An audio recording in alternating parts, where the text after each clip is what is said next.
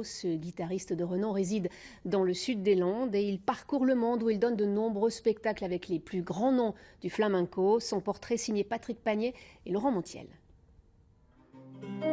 Bientôt la soixantaine, mais toujours la même passion pour Pascual Gallio. Né au Havre et tombé tout petit dans le monde flamenco grâce à son professeur de guitare dès l'âge de 8 ans. Puis en totale immersion des années durant à Cordoue, Andalousie.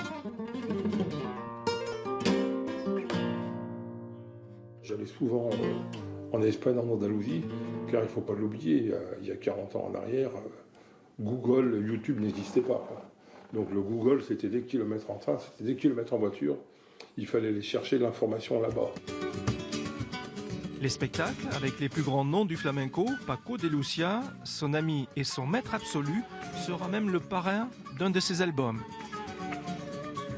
Je me suis présenté à 24 ans au festival de Las Minas à La Unión. C'est un des plus grands festivals de flamenco en Espagne, donc forcément du monde.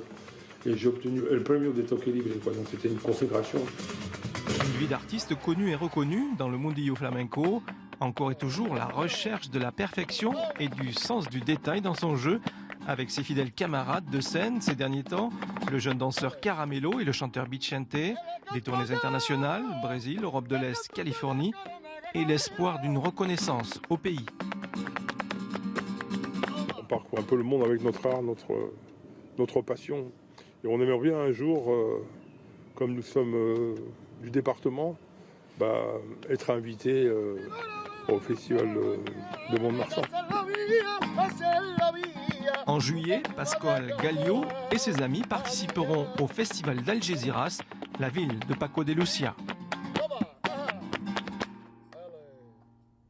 Voilà pour l'actualité à la mi-journée. Merci de votre fidélité. Restez sur France 3. Le 12-13 continue avec la météo et vos informations nationales et internationales. Ce soir à 19h, c'est Serge Guigné que vous retrouverez pour un nouveau journal. Très bel après-midi. Merci. Retrouvez toute l'actualité de votre région sur na.france3.fr.